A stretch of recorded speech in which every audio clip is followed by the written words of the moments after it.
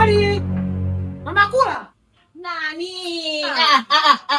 Itula mnada? Itula mnada? Sasa nikukumbea. Subiri kama umeglow. Achana kukumbea huo. Ndugu, kimenuka. Sasa nakwambia leo mpaka kuanzia hapo bana ndani kwa nini? Kama anza kuingia ndani. Ndani mbea unogi. Kuna kipe gani leo mpaka usiingie? Wala. Nini? Hebu bwana chao. Hata utoto basi. Nini? Kuna danga jipya? Mimi na madanga tuna wapi sasa? Au shirikina? Sababu anaweza kuingia ndani. Labda uchawi. Acha utoto bana.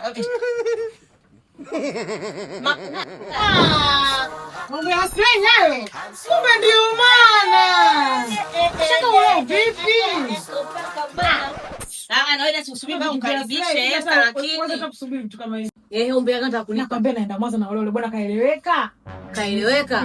Umempa nini? Hamna. Kama mioga sio utaikuta? Mtaionea wapi? Wewe naenda Mwanza, ndio maisha yangu ni Mwanza. Asli ana branch Mwanza ujue. Asli miogo yuko Mwanza wewe. Kona ya Bwiru pale. Walai.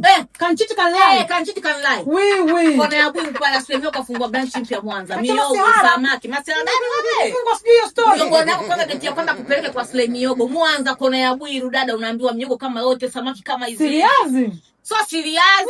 Dodoma tu unada. Wala Dodoma na da. Mwanza kafungua branch pale. Kwa Mwanza ndo maisha yangu ni Mwanza. Sasa mwambie hivi, date ya kwanza kupeleka Asli miogo pale Mwanza kona ya Bwiru. Mchana jioni. Dako sijui na futari. Kwa nani? Asli miogo. Kona ya Bwiru. Kona ya Bwiru? Ninapajua pale. Leo ndakuambia kama kutoka Dar ukienda Mwanza miogo ndo upati. Ndio imeisha. Asli anajipanga. Asli anatunyoosha. Asli anajipanga sasa hivi mpaka Marekani Asli atafika.